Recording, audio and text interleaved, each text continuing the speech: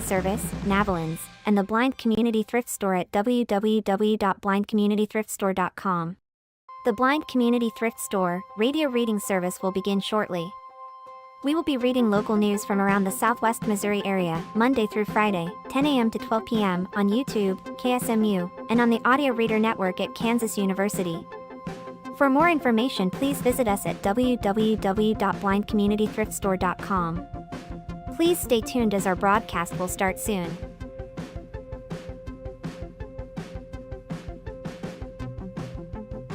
Please remember to like, comment, and subscribe on our YouTube channel now. At Blind Community Thrift Store on YouTube, and more info about this radio reading service, Navalins, and the Blind Community Thrift Store at www.blindcommunitythriftstore.com. The Blind Community Thrift Store radio reading service will begin shortly. We will be reading local news from around the Southwest Missouri area, Monday through Friday, 10 a.m. to 12 p.m. on YouTube, KSMU, and on the Audio Reader Network at Kansas University. For more information, please visit us at www.blindcommunitythriftstore.com. Please stay tuned as our broadcast will start soon.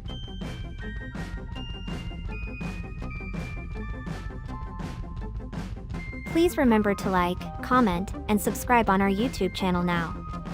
At Blind Community Thrift Store on YouTube, and more info about this radio reading service, Navalins, and the Blind Community Thrift Store at www.blindcommunitythriftstore.com. The Blind Community Thrift Store radio reading service will begin shortly. We will be reading local news from around the Southwest Missouri area, Monday through Friday, 10 a.m. to 12 p.m. on YouTube, KSMU, and on the Audio Reader Network at Kansas University. For more information, please visit us at www.blindcommunitythriftstore.com. Please stay tuned as our broadcast will start soon.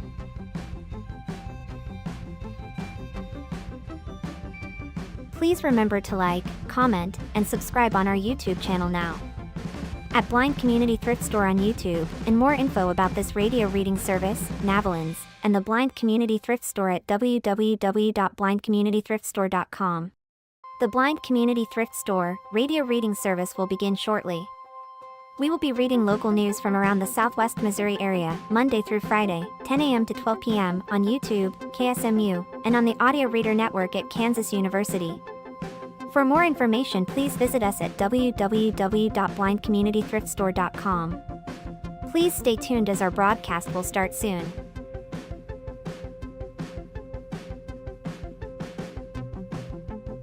Please remember to like, comment, and subscribe on our YouTube channel now.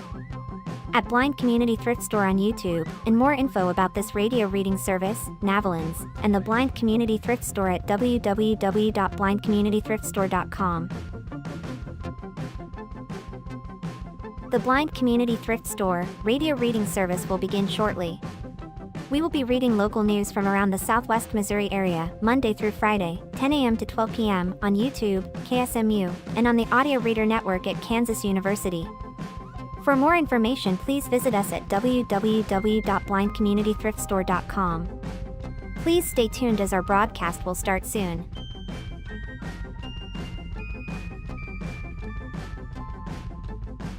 Please remember to like, comment, and subscribe on our YouTube channel now.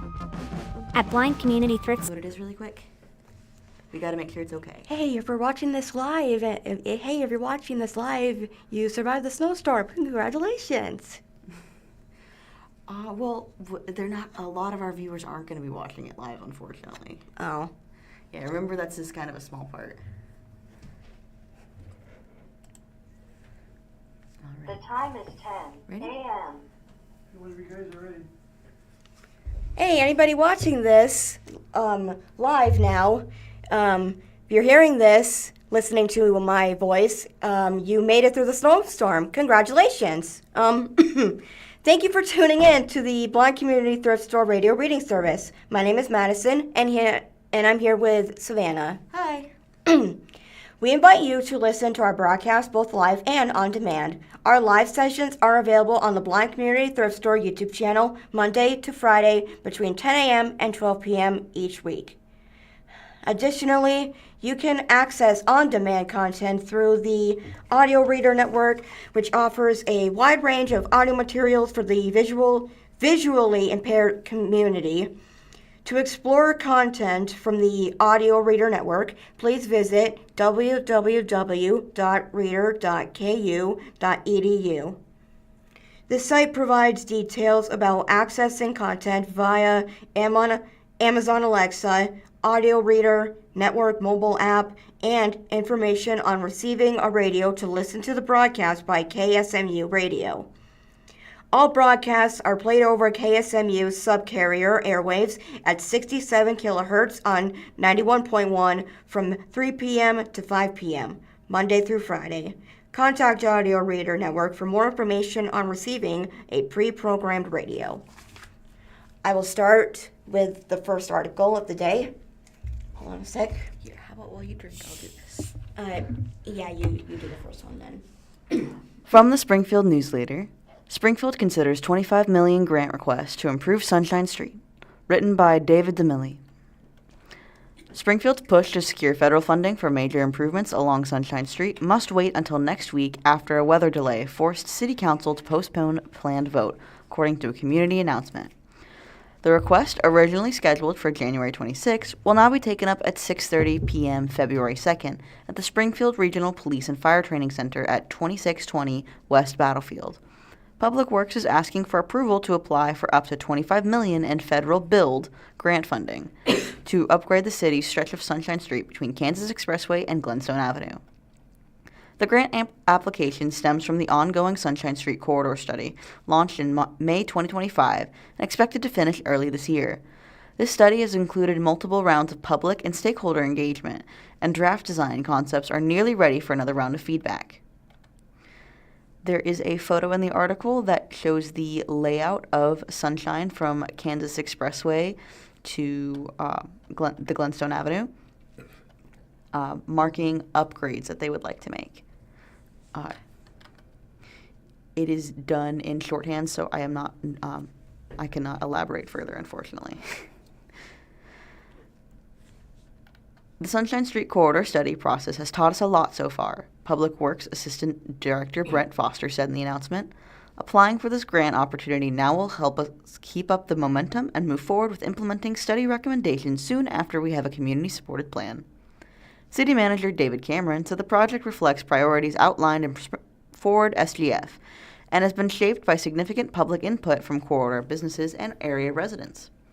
Following the extensive planning process that included a great deal of public input from both businesses along the corridor and neighbors, this could allow the identified ideas to possibly become a reality, he said. The BUILD grant requires a 20% local match, funding through local sales tax revenue. Federal decisions are expected this summer. The Sunshine Street Corridor Study covers about 3.1 miles and aims to improve safety, support revitalization, and enhance overall quality of place along one of the Springfield's busiest routes. All right, and that is the end of that article. Now, starting with the first article for me. This is from Springfield News-Leader, and it talks about Route 66, the Route 66 Visitor Center moving closer to Park Central Square. This article is by Marta Miez. There's the cursor. Article goes on to say, Springfield is getting a new and improved visitor welcome center, this time closer to Park Central Square. Oh, where the ice rink is? Keep reading. Sorry. Visit Springfield, formerly Springfield Convention and Visitors Bureau will be moving its Route 66 Visitor Center to 318 Park Central East at the bottom of the U building at the corner of just across from Gilloy's Theater. There's a picture of the visitor center of Route 66, and there's like a car park. This was taken. This picture was taken on Wednesday, June 15th of 2022, by Nathan Papes. Mm-hmm. He's the Springfield News-Leader. Yeah, we pass there all the time. You want to read right here? Yeah, I'm getting there. Visit Springfield President Mark Hakoy said the new space will be larger than the current Welcome Center at the base of Jordan Valley Car Park at 815 St. Louis Street, providing roughly 1,700 square feet of space. The current space will continue to house the Visit Springfield offices, at least for now. Future plans for the current space, Heckwood said, are not yet decided. He said, "We wanted to be closer to downtown, closer to more foot traffic. We have thousands of people who come to us in our Welcome Center. We wanted them to, get out and go downtown. We find them often that they just sometimes perhaps get in their cars and keep on driving." And there's another picture of the new visitor welcome center, and it will be located on Park Central East near Jefferson Avenue. And this picture was once again taken by Marta Miez. While the Jordan Valley Car Park is adjacent to the city-owned property, where the city has proposed building a new convention center and has begun property acquisition talks for additional land surrounding it, Heckwood said moving the Welcome Center was unrelated and coincidental to the city's plans. H Design Group is working on designing the new Welcome Center space to modernize it, bring in new technology, and provide for an overall better experience for all who stop by. Heckwood said the plan is to open at the new location in mid-March. The current visitor center will remain open until then. The mid-March goal will also mean the new Welcome Center will be ready in time for the 100th anniversary of Route 66, starting April 30th, which is expected to bring more attention and visitors to the Queen City, as Springfield was selected to host the kickoff of the nationwide celebration. The new location of Park Central East will also be near the new Birthplace Plaza. Park Central East will also be near the new Birthplace Plaza. To commemorate Springfield's role as the birthplace of Route 66 featuring public art. Heckwood noted Visit Springfield will also renovate its visitor center within Springfield Branson National Airport. That's it for that article. Yeah. Springfield Daily Citizen. After loss to Sam Houston, Missouri State hopes to have injured guard Kobe Williams back soon. Bears remain in upper tier of Conference USA standings and host second-place Jacksonville State on Saturday. Written by Ryan Collingwood. The article starts with a photo of 5 basketball Bears players as they sit at the sideline of the game, the Sam Houston game, on January 28th, 2026. Photo by Bruce E. Stidham. Its top-scoring guard and primary perimeter defender sidelined with a shoulder injury. Missouri State will still put itself in a position to knock off one of Conference USA's better squads. But Sam Houston turned it on down the stretch on Wednesday at Great Southern's Bank Arena, handing the Bears an 80-71 loss without the service of Kobe Williams. Williams looked on from the bench at the Bearcats, 14-7, 6-4, CUSA, turned a 65-64 edge with 5 minutes and 36 seconds remaining into a brief 11-point cushion, part of a late 15-7 run highlighted by an emphatic dunk by freshman guard Jacob Walker, 16 points, that essentially signaled the game's end. In Missouri State's 62-57 win at UTEP on January 24th, a game in which Williams' 14 PPG, and 21 points. The senior transfer from Truman State injured his shoulder fighting over the top of an illegal screen. He is listed as day-to-day, and head coach Kunzo Martin said he could possibly return from Saturday's home contest against Jacksonville State, 11-9, 6-3, CUSA. Missouri State dropped to 14-7 and 6-4 in Conference USA, tied for fourth in the 12-team standing at the halfway point of conference play. I don't think we got into a real flow or rhythm, Martin said. We knew going into the game with Kobe being out. We talked about guards being shot ready, drive ready, and the impact it would have in Sam Houston defending Keith Palak III and Michael Ozai Bonzu. I thought Keith and Mike did some solid things. But tonight I thought it was what we did on the defense side of the ball, guarding Walker and Justin Begg on the perimeter. I thought as a freshman and sophomore, they did a good job of getting into the paint and making solid plays. There is another photo of a Bears player getting ready to make a shot at the basket while the opposing member of Sam Houston tries to steal the ball.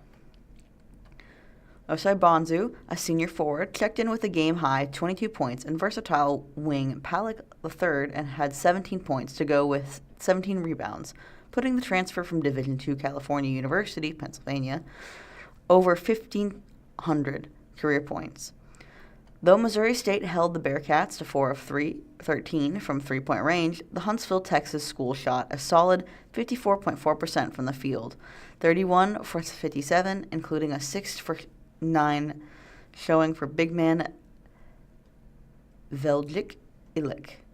The Bears, who went cold in the final minutes, saw their starting backcourt tandem of Zaxton King and Trey Williams held to a combined 13 points. Sam Houston's bench outscored Missouri State's 35-13. Missouri State picked 12th in the present CUSA poll and has so far proven it's among the better teams in the league in its inaugural year after moving from the Missouri Valley Conference. The Bears had a net ranking of 277 entering conference play, which has since risen to 193.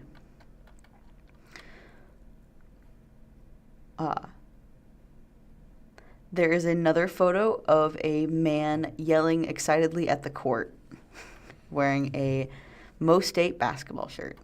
Or he's just eating the cursor. Sorry. This photo was taken by Bruce E. Stidham.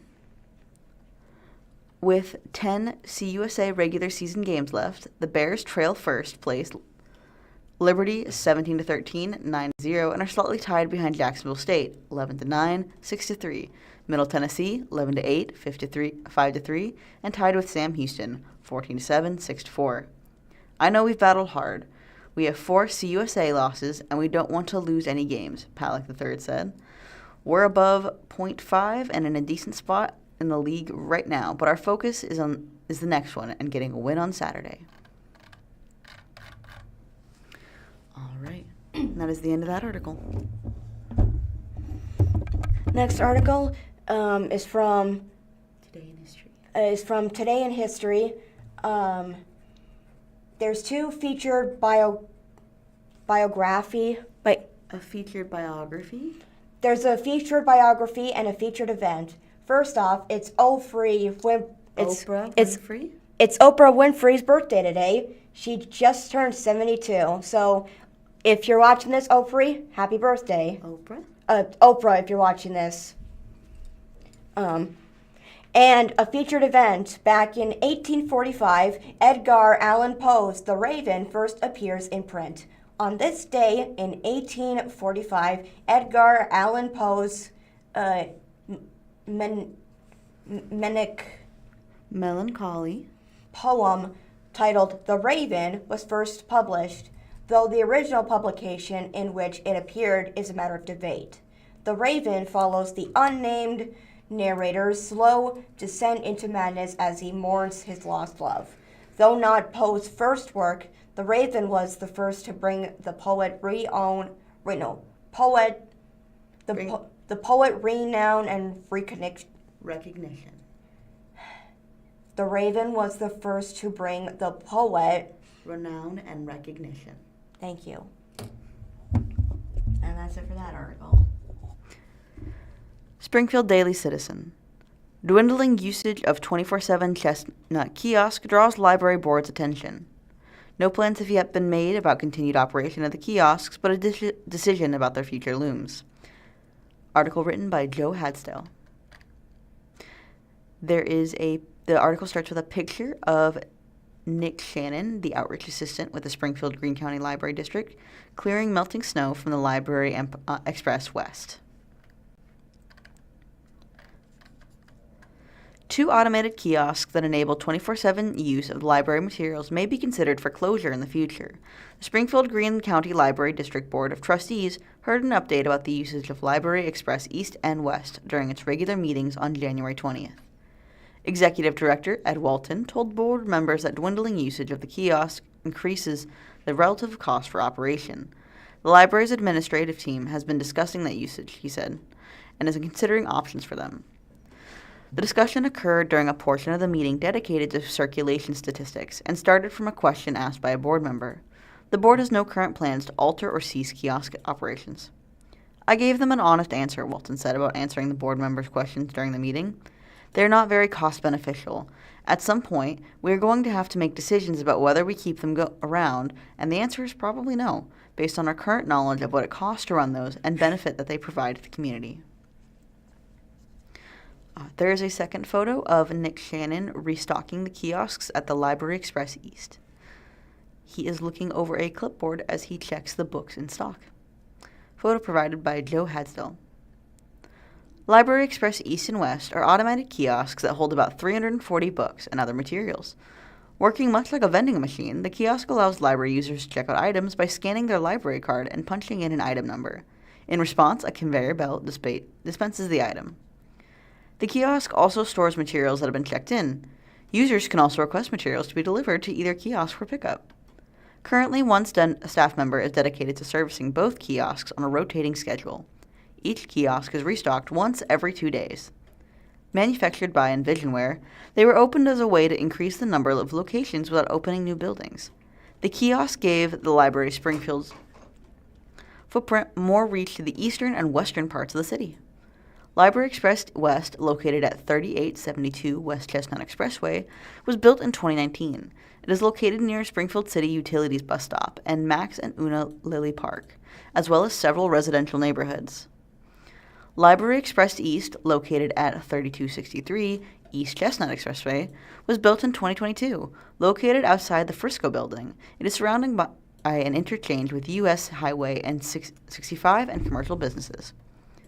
Both were funded with grants from the Friends of the Library, with supplemental funding provided by the state of Missouri. West cost $239,865 to install, and East cost $173,202 to install. There is another photo for the library of the available books in the Library Express West kiosk. One of them is marked reserved, meaning that the only person who requested it can check it out. West was the first such kiosk in Missouri to be built, according to previous reporting from the Springfield Business Journal. It was built in response to surveys that requested a new branch in that part of the city. When the East location opened in 2022, then Missouri State Librarian Robin Westphal made the trip to Springfield, describing the kiosks as one of a kind in Missouri and a fantastic gem for the community, according to Springfield News-Leader reporting. But use of both locations has dwindled, especially West, according to monthly comparison stats presented to board members. In December, only 121 items were checked out compared to 339 in December of 2024. Between July 2024 and June 2025, 3,221 items were checked out from East and 4,294 from West. The kiosk represents the smallest fractions of the library circulation. Patrons checked out 2,716,011 items that same year from all the library's branches combined. That means the average cost of handling a single item becomes more expensive for the library. During the meeting, Walton said that with Easton's current usage, it costs about $25 per item. Plans for the kiosk could involve partnering with existing businesses, such as grocery stores, Walton said during the meeting. An existing example is a book stop at the Price Cutter at 3260 East Battlefield Road. Dismantling them will also carry price tags for demolition and relocation of the kiosks. If the kiosks were closed, that employee would be reassigned to another position in the library, Walton said during the meeting. Asked for whether the kiosk affects future building plans, Walton said it's too early to say. The library plans to study its entire network of branches as part of its 5-year strategic plan. Walton said the library is developing a facilities master plan and has hired a contractor to assist with that process. One of the elements of that master plan is to assess our current facilities and what their maintenance needs are, and bring up any deficiencies, Walton said. The second part is to do an analysis of whether we should plan future facilities as part of the master plan. We'll be developing an idea of where we ought to build new facilities in the future. And that is the end of that article. Ready, Madison? Yeah.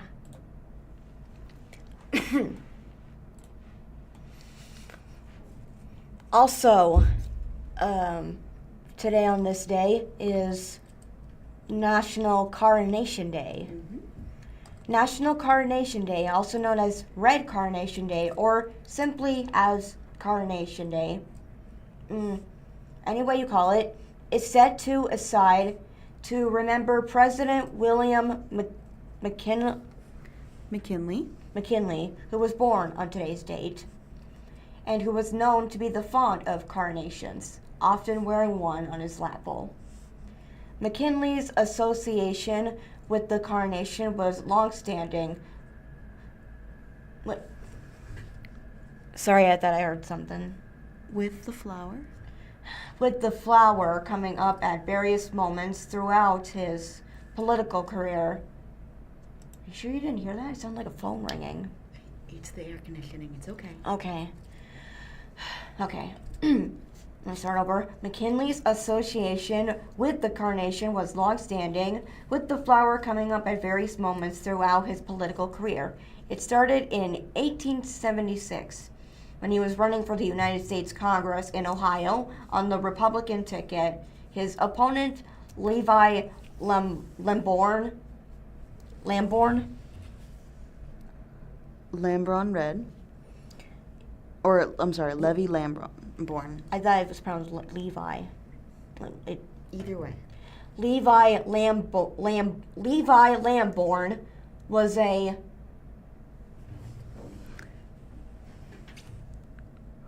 horticulturist who had created a strain of bright scarlet carnations he named Lamborn Red. Before debates between the candidates, Lamborn gave McKinley a boutonniere made with one of his carnations. After McKinley won the election, he began viewing carnations as his good luck charms. Not only would McKinley often wear carnation, but he had a vase in his office filled with them, and he would hand out carnations from it to visitors. During his time in the White House, he kept a basket of carnations on the table in the cabinet room. He kept a basket of carnations on the table in the cabinet room. Mm-hmm. A political joke of the time said that whenever a man came to see the president, if he didn't get an office, he'd get a carnation. McKinley would pick up one of the flowers and with his own hands place it oh, I thought it said something else. It's okay. In the visitor's buttonhole. Whenever a man left the president wearing a flower, everybody knew that he didn't get what he wanted. Everybody knew that he didn't get what he went after. President McKinley left this world by way of an assassin's bullet in September of 1901. According to a legend, shortly before he was shot, he took the carnation he was wearing and gave it to a young girl. Could it have been the luck that he gained from carnations left him at the moment, and giving away the flower was his undoing? A movement to honor McKinley through the carnation came shortly after his death. Perhaps if he hadn't died in such a dramatic way, National Carnation Day would have not blossomed as it did. The official day was started by the Carnation League of America, by a group founded by Lewis G. Reynolds of Dayton, Ohio, and first held in 1903. It was a silent Memorial Day during which observers are to wear a carnation. It was not started for hero worship for McKinley, but in the spirit of Patriotism. And to encourage the growth of good citizenship and advance the greatness of the country by proper observance of national holidays. In the first years after McKinley's death, there were early observations of the day apart from the one he started by the Carnation League of America, and there was a debate about if the holiday should be held on McKinley's birthday or on the anniversary of his death. For example, in 1902 and 1903, hundreds wore a carnation on September 14th, the day of McKinley's death in Akron, Ohio, in his honor. In 1903, Senator Mark Hanna, who had been a closer advisor to President McKinley, did not wear a carnation on the September date and said of it, I never wear one on this day. I am in favor of making McKinley's birthday Carnation Day. The day he died brings back too many unpleasant recollections. Some had begun wearing a carnation on the January date back in 1902, but it wasn't until the following year that National Carnation Day became official through the work of the Carnation League of America. In the years that followed, the holiday was embraced by President Theodore Roosevelt's administration, and while he and White House employees wore carnations on their coat lapels that day too. Ohio is McKinley's home state, and today the Ohio State House in Columbia officially commemorates National Carnation Day. State House tours highlight McKinley on the day, and in the past years, a special exhibit on McKinley's has been put up to the State House rotunda. Mm-hmm. In addition, for those who are wearing red carnations or dressed in scarlet, receive discounts at the State House Museum shop and at the Capitol Cafe. Of note, a National Carnation Day not related to McKinley being observed in the 1920s and lasted for decades, which was organized by the American War Mothers and the United Spanish War Veterans Auxiliary, and was held on the Saturday before Mother's Day. Light red carnations symbolize admiration, while dark carnations symbolize love and affection. Ironically, the carnation is also January's birth month flower. It has also been the state flower of Ohio since 1904, when it was designated as such in McKinley's honor, with McKinley's one-time opponent, Levi Lamborn, being one of the proponents for this designation. William McKinley was born on January 29, 1843, in Niles, Ohio. He fought during the Union. He fought for the Union during the Civil War, and after returning home, he studied law, opened up a practice in Canton, Ohio, and married Ida Saxton. As previously noted, he won a race to the United States House of Representatives back in 1876. He served the House for almost 14 years, where he became known as a voice in support of protectionism. Began a proponent of high tariffs and imported goods. At one point, he was chair of the House Ways and Means Committee, but he lost his race in 1890 and returned to Ohio the following year, where he won a race for governor.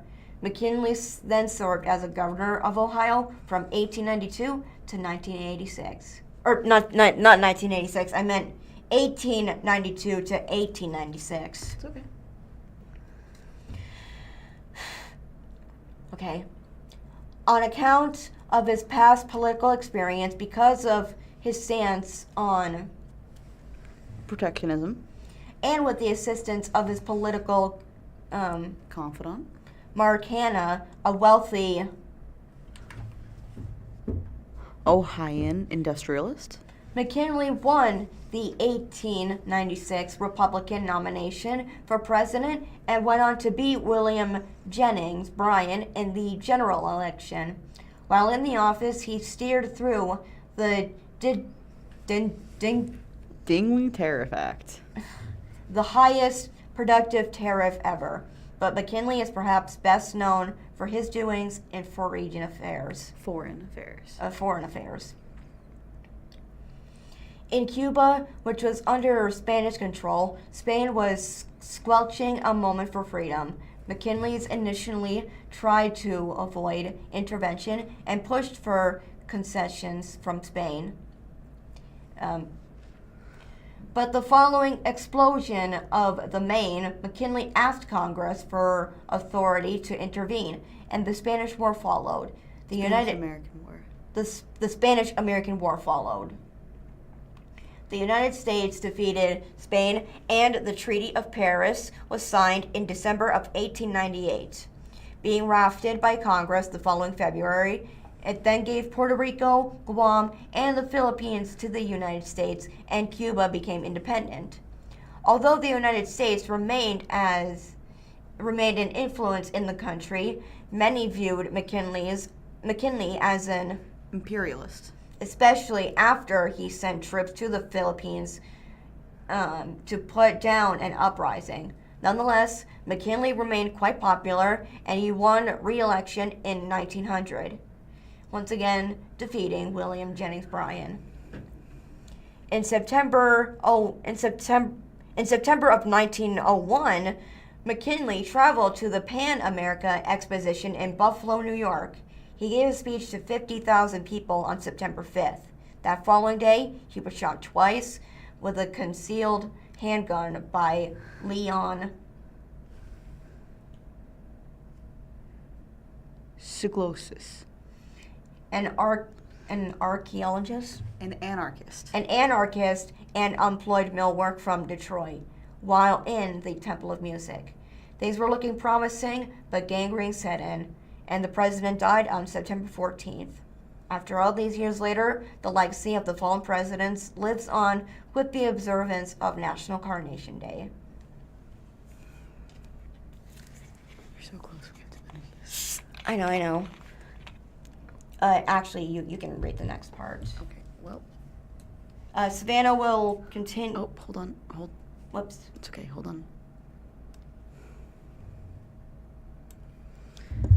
How to observe National Carnation Day.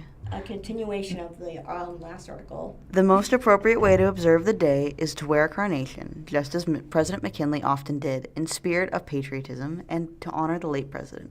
Some other ideas on how you can mark the day include: visit the Ohio State House, take a tour to check to see if there is a special McKinley exhibit, and stop at the State House Museum shop and Capitol Cafe, where discounts are given if you're wearing a red carnation or scarlet clothing.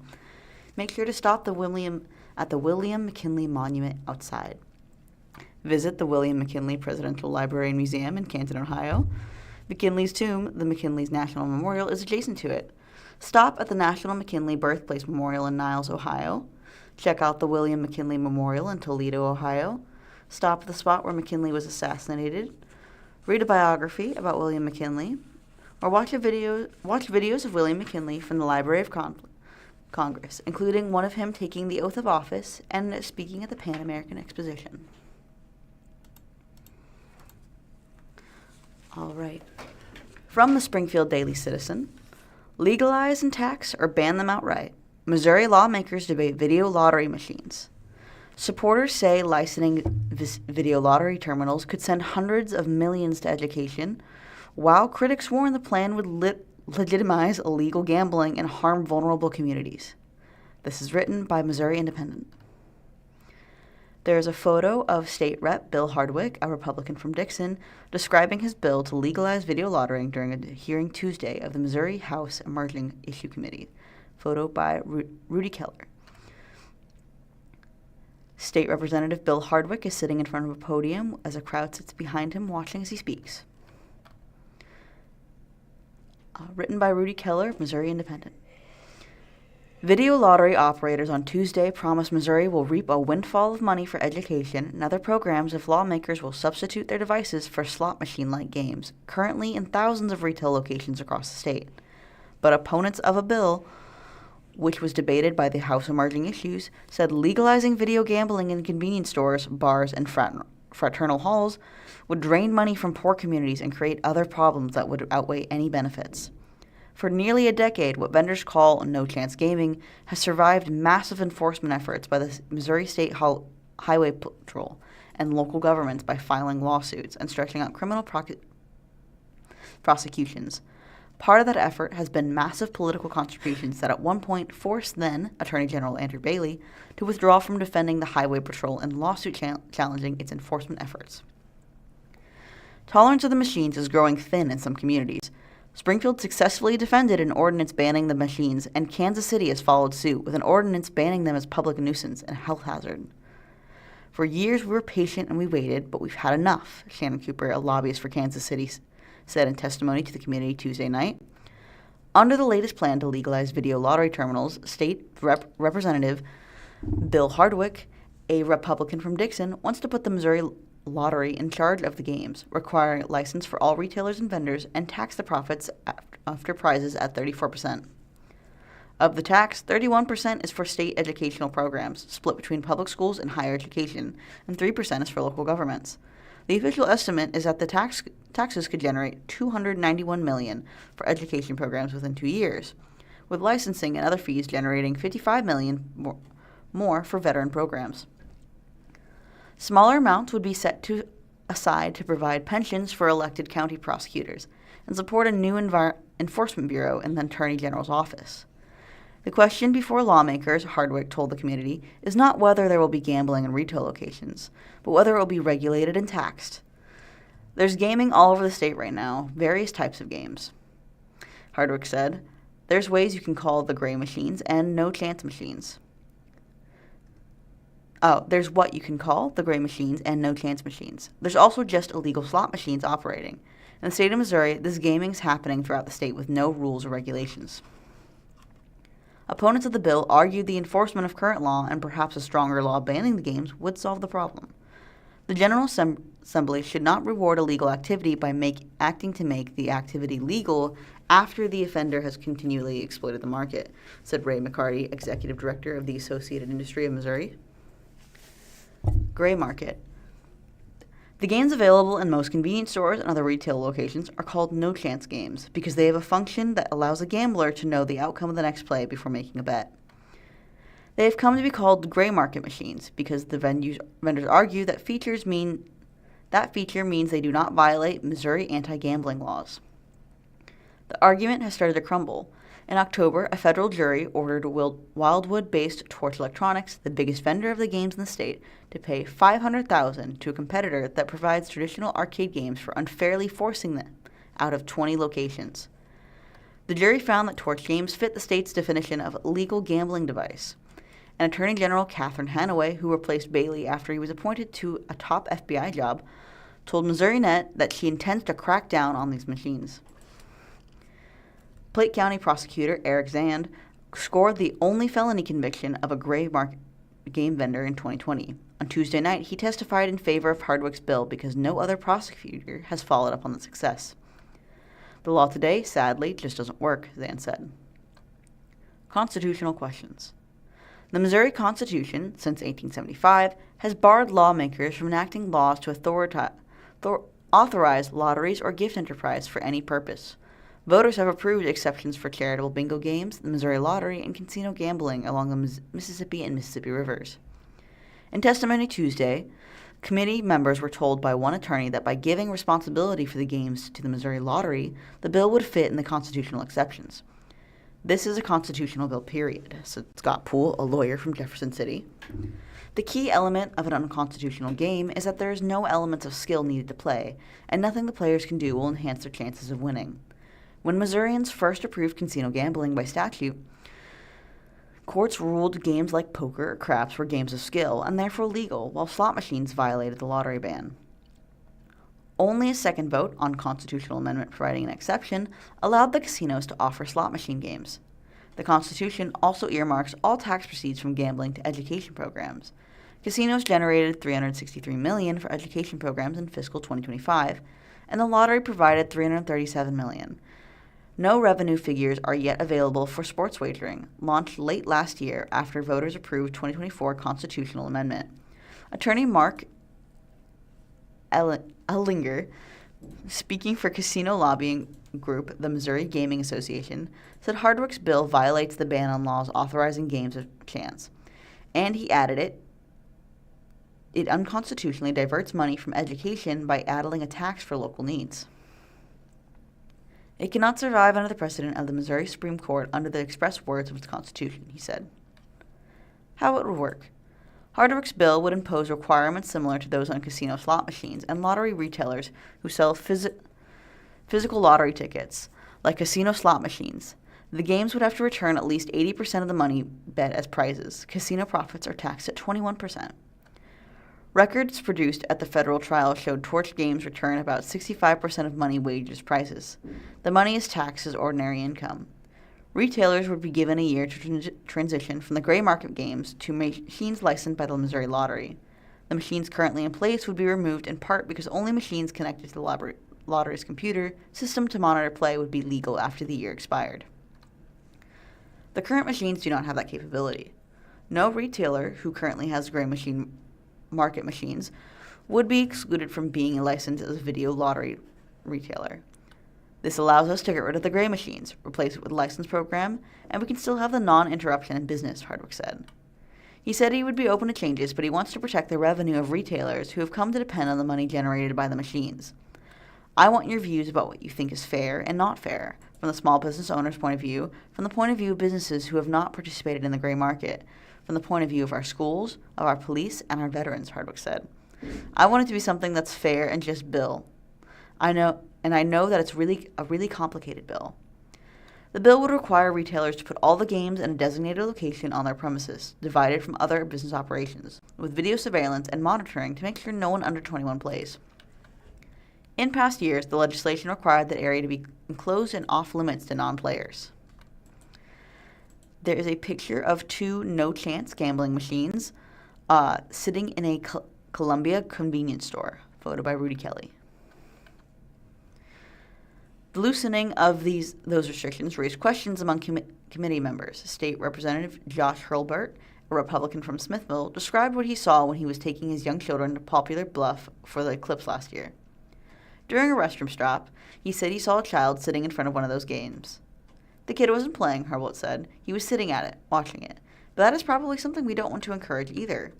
He made an excuse about needing to keep on the road rather than explain the machines were gambling devices when one child asked to play, he said. An entirely separate room could be financially impossible for small retailers, Hardwick said. If a small business has to have a separate space and an inability to get to a construction project funded, they are disadvantaged, Hardwick said. So I'd like to come up with wording that doesn't necessarily disadvantage them, that gets around the social problem. Communities that don't want video lottery could, under the bill, pass ordinances prohibiting the games or banning cash prizes, said Troy Stemming, a lobbyist for J&J Ventures, an Illinois company that is a video lottery vendor. They could use the two provisions together like a shield and a sword, he said. If they choose, by passing an ordinance, they can shield their community from lottery issuing any VLT license in their local jurisdiction, and you're also giving them a sword to go after the illegal operators. The new voices in the years-long debate over the games are state business lobbies. who see the games as a drain on the financial stability of families and employees. Lawmakers should resist any legislation except bills to ban the games, said Jared Hankson, a vice president of government affairs for the Missouri Chambers of Commerce and Industry. It creates unequal regulation within the same industry, Hankinson said. It retroactively legitimizes unlawful operators, and it expands high-risk gambling and for vulnerable communities without safeguards. And, he said, the bill sends the wrong message to lawbreakers. This is a signal from the General Assembly that the compliance with laws is optional, Hankinson said, and that if you operate long enough outside the law, eventually the legislator may change the law to accommodate you. That is the end of that article. I thought you were going to say the longer you operated, the more, like a shower that like anything can become a smoke machine if it's worked long enough. Do you want to read the next article? Yeah. Where did all your articles go? You got more articles than I do. You started with 9, though. Here, how about you start with this one? This next article is from Springfield News-Leader, and it talks about Springfield panel backs $24 million for art museum expansions, parks, and trails. And this article was by Janice Reeser. The Springfield Citizens Advisory Board is recommending nearly $24 million in community investments, including a major expansion to the Springfield Art Museum and improvements to the city's parks and trails. The board's recommendation includes $15 million for the second phase of the Art Museum's renovation and expansion, $10.8 million for parks and trail planning and capital improvements, and $75,000 to design a new activity node at National Avenue and Bennett Street, according to a community announcement. Excuse me. The recommendation advances funding for the half-cent portion of the voter-approved 3/4 cent. Spring Forward SGF. Yes, sales tax. Yes, SGF sales tax. Okay, which passed in November 2024. The recommendations will now move to City Council for consideration as part of the city's fiscal year 2027 budget. And there's a picture of the Art Museum. This was taken on September 5th of 2025 by Nathan Papes, and they're doing construction on the building. Every time we pass it, the structures look like fallen French fries. Springfield Art Museum expansion. The second phase of the Art Museum project will significantly expand the building's lobby, education spaces, and galleries while strengthening connections to Phelps Grove Park, Fastnight Creek, and surrounding greenways. With the Citizens Advisory Board's commitment, the Art Museum can immediately unlock $3.8 million in available private funds to complete construction documents and be ready to bid the project within 5 months. Nick Nelson, director of the Springfield Art Museum, said in the announcement. Private fundraising will continue with additional focus on operational support and the creation of endowments to sustain future programming and long-term operations. To date, the Art Museum has raised more than $37.4 million, which is 53% of the total project cost, through a combination of private donations and federal and state appropriations and grants. 60% of those funds come from private sources, according to the announcement. The expansion is expected to deliver a substantial economic benefits. The Art Museum project is projected to generate more than $7.1 million annually in direct economic impact, support 112 full-time equivalent jobs, and create more than $4.2 million in annual household income, representing a 67% to a 77% increase in economic impact compared to 2024 levels. The article finishes off with saying, parks and trails improvements. The Citizens Advisory Board also recommended funding for a range of parks and recreation projects that emphasize accessibility, connectivity, and long-term planning. These projects include 1, 2, 3, 4, 5, 6, How about you just read them out? 8 things.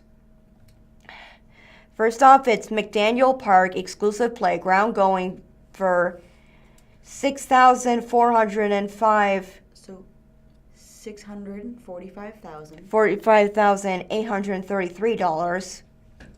Meter Park pickleball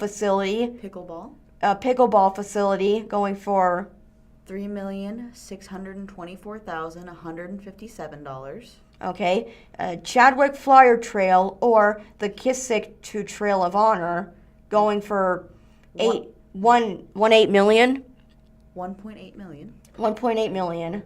Dickerson Park Zoo, Bald Eagle Exhibit, Playground, and Planning going for $850,000. Lafayette Park Master Plan Implementation. going for $1,380,736. Ungap the Map Design, Planning and Engineering going for $1 million. 8 zeros is $1 million, right? It's not 8 zeros, it is 6. Oh. Do you want to keep going? Grant Avenue Parkway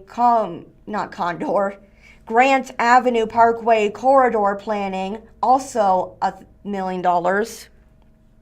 And Frisco Highline Connector Planning going for $500,000. Dang. All right. From the Springfield Daily Citizen. Ashley Bowe to lead Ozarks School District's athletic department beginning in 2026 to 2027. Bowe brings nearly 2 decades of local administrative education and coaching experience to Christian County. By Ryan Collingwood. The article starts with a photo of Ashley Bowe as she is wearing an Indians t-shirt. Photo is provided by Mary Ellen Chillis. Longtime area volleyball coach, educator, and administrator Ashley Bowe has been named athletic director of Ozarks School District.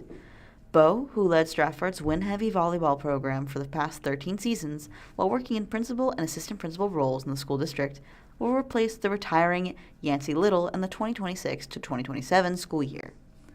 Bowe, née Warren, is a former Lebanon High and Missouri State volleyball standout who began her education and coaching career in 2007 in Lebanon. Ozark's strong tradition of involvement and support is evident, Bowe said in a news release. I'm eager to build on that momentum by working alongside students, coaches, sponsors, and families to create well-rounded dynamic programs that challenge, connect, and empower students on the field, on the stage, and throughout our community. At Ozark, Bowe will work in the same athletics department as her former college teammate, Adina Crestman, head coach of the Tigers Central Ozark Conference Power Volleyball Program. Ozark Superintendent Lori Wilson is excited about the addition of Bowe. Ashley Bowe has proven herself as a respected educator, coach, and administrator in Southwest Missouri with a passion for serving young adults, Wilson said in a news release. We are thrilled to have her and her family as Ozark Tigers and see her vision for our athletics and activities. All right. That is the end of that article, Madison. Nice, Lori spelled the right way. Nice. Lori can be spelled several different ways. All right. I know. Would you like to read the next article?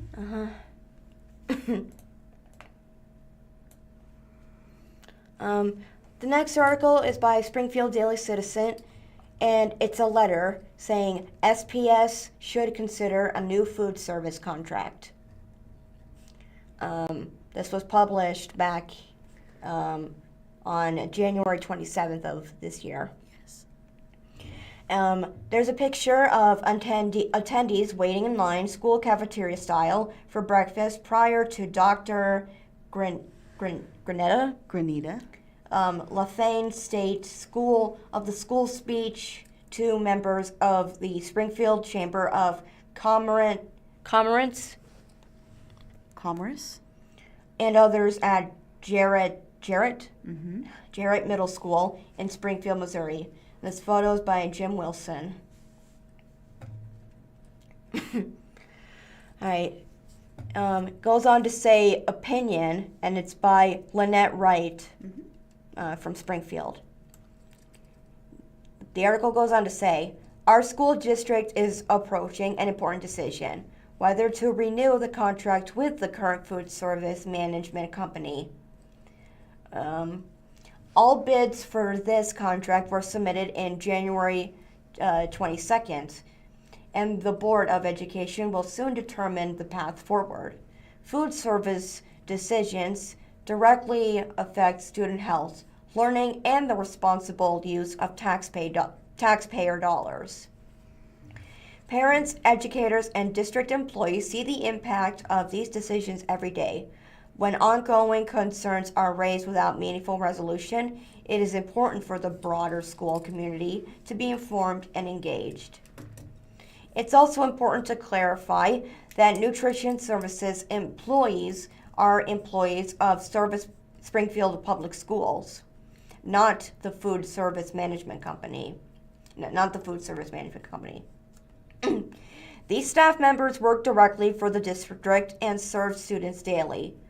While they remain committed to their schools and students, many concerns related to the menus, food quality, and service models stem from the current management structure rather than district employees themselves.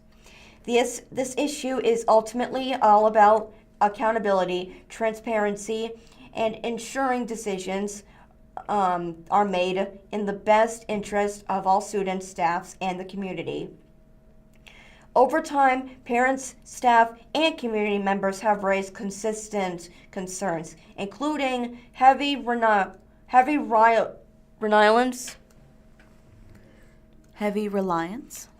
on pre-cooked, highly processed foods with significant added sugars rather than freshly prepared meals, excessive food waste, operational inefficiencies, limited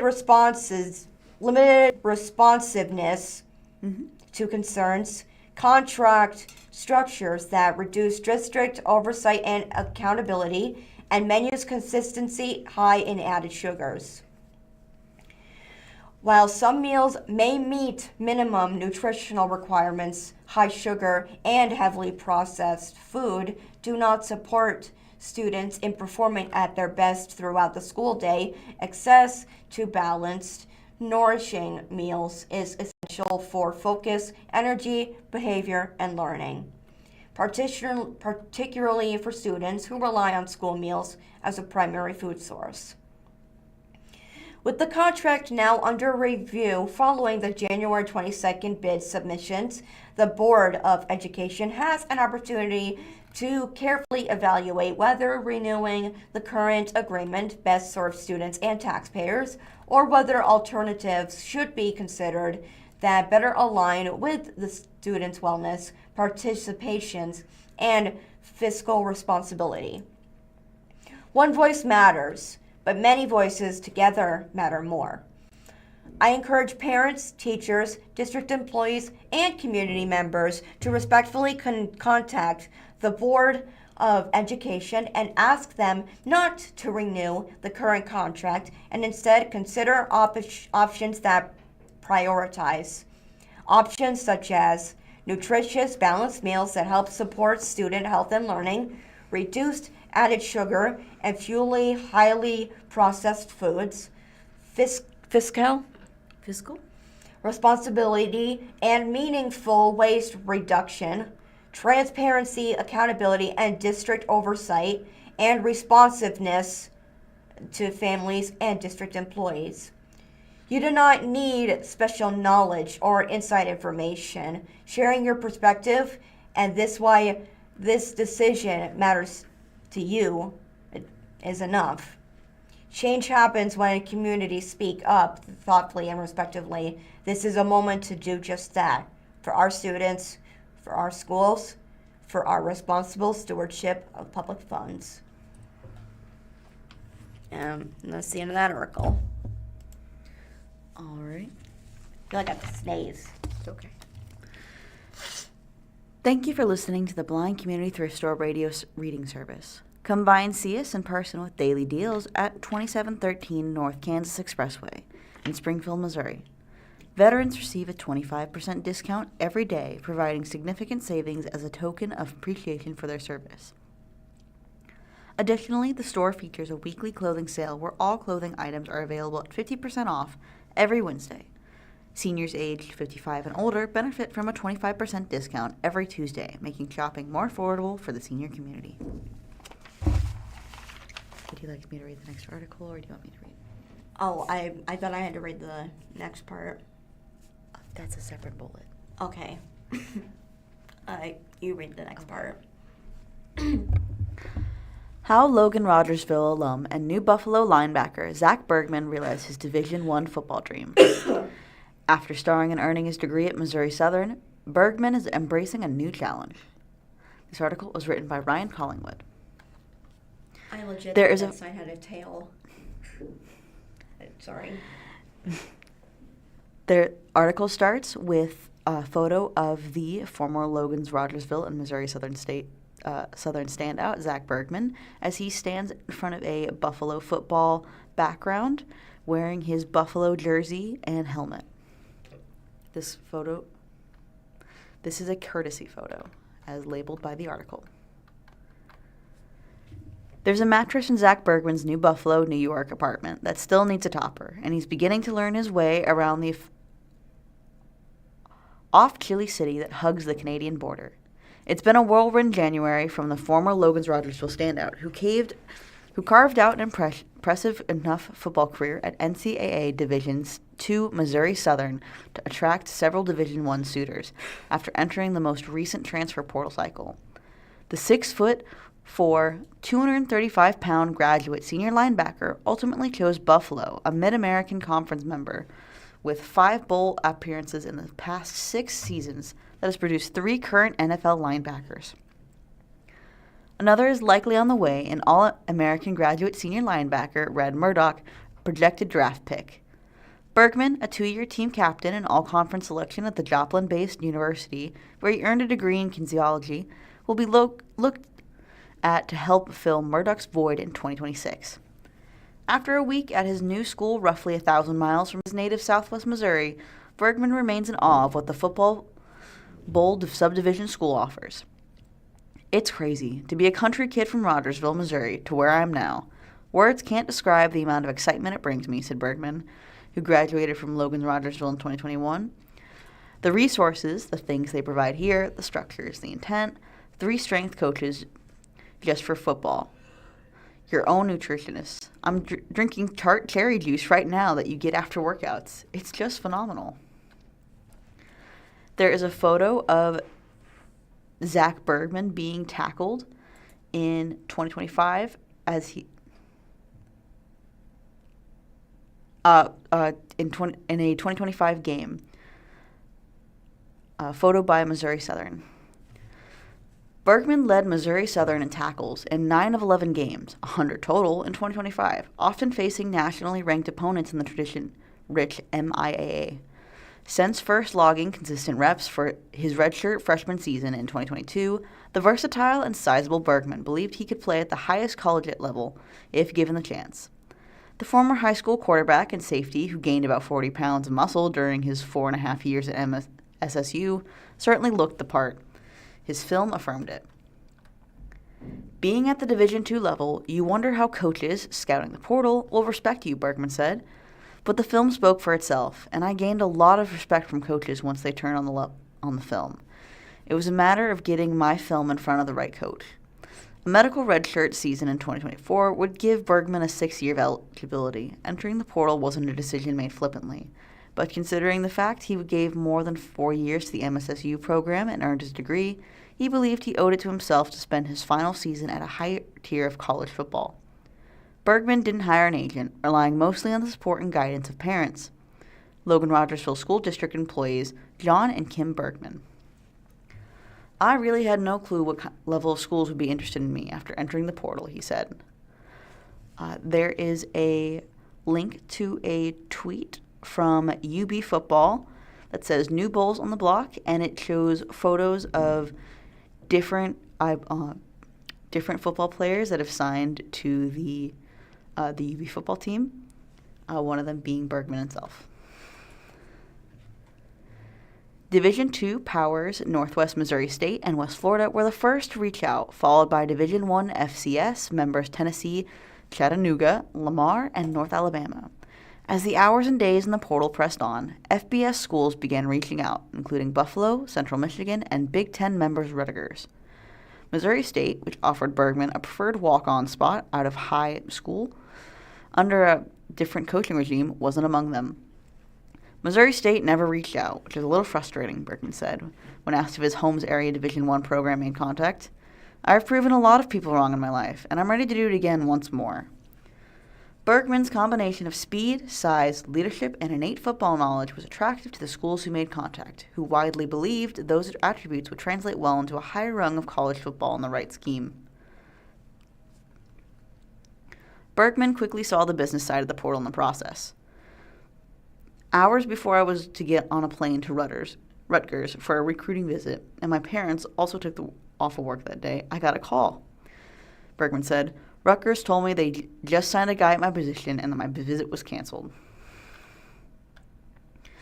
There is a photo of Zach Bergman standing in between his parents, John and Kim Bergman, in front of the Buffalo background, doing the bowl sign for the Buffalo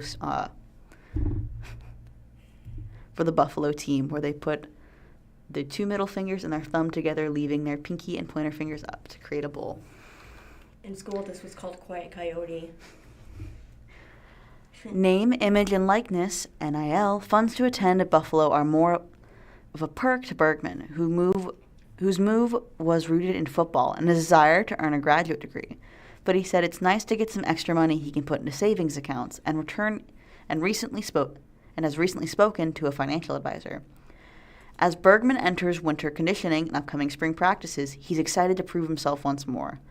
I wake up every day antsy, ready to go, Bergman said. I'm a little more on edge because there are 13 guys in the linebacker room who want to play. That is the end of that article.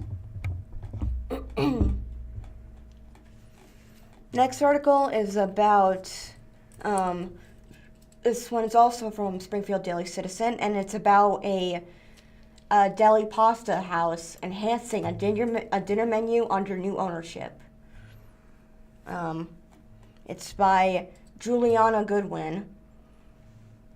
There's a picture of Dan and Tiffany Brown, the new owners of nearly famous deli and pasta house, which has been a business since 1976. The photo was taken by, once again, Juliana Goodwin. As 2026 rolls in, Springfield's beloved, nearly famous deli and pasta house has reason to celebrate.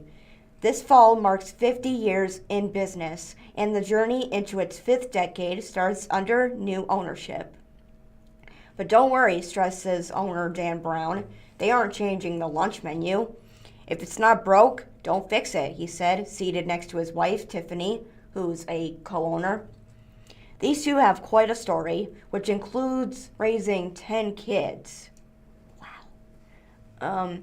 The only changes you'll notice are an enhanced diner menu. They've added appetizers and pasta. Before COVID, they did more business at night and had a chef who left during the pandemic.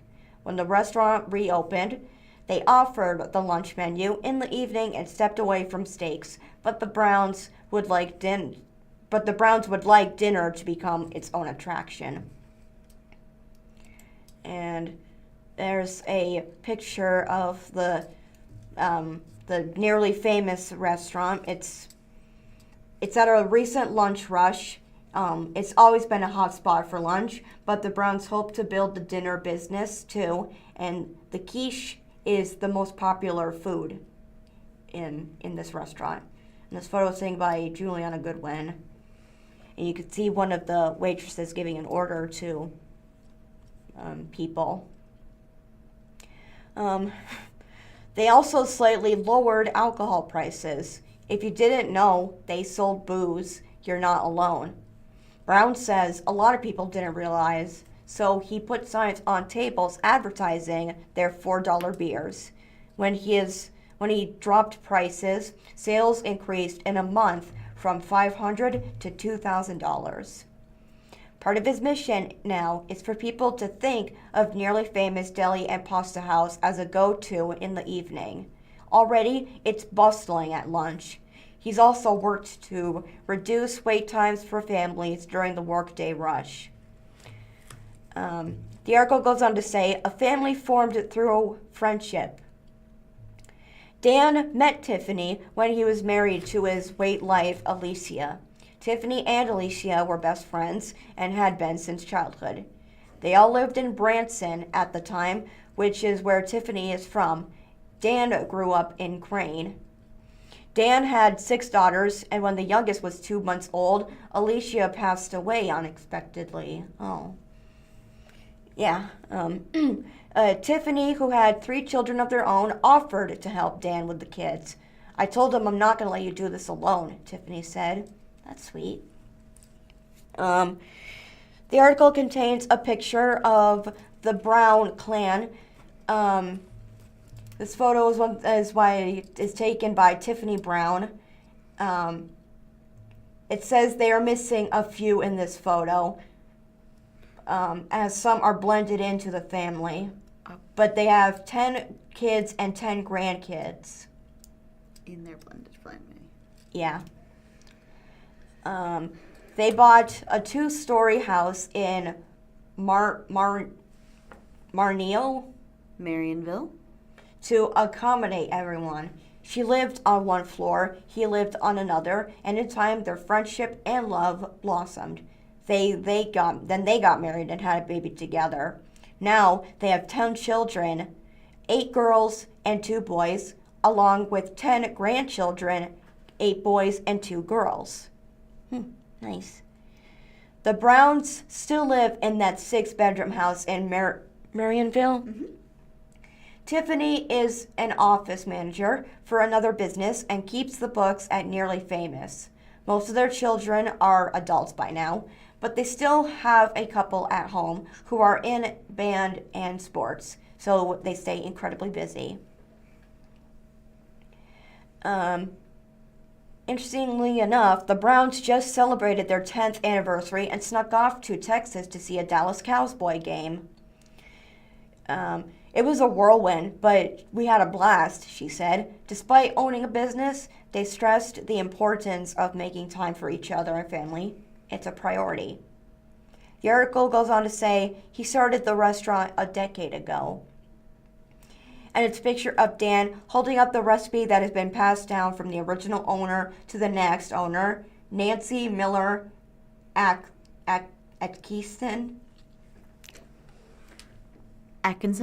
And now the Browns. It's handwritten like Grandma's recipes. This photo was taken by Juliana Goodwin. Around the time they got married, Dan became a server at Nearly Famous. The restaurant was a godsend for him, they said. Typically, in the restaurant industry, you make your money on nights and weekends. And Nearly Famous is a bruiser at lunch and on weekdays. It's closed Sunday and Monday. Dan was able to work lunch and be home with his family at night and help Tiffany raise their large combined family. He also fell in love with the clientele and culture. Nearly Famous has multi-generational customers and lots of regulars who start to feel like extended family. He said, I love the small business aspect. I worked for corporations and you have 15 managers. Here, you can get an answer directly from the owner.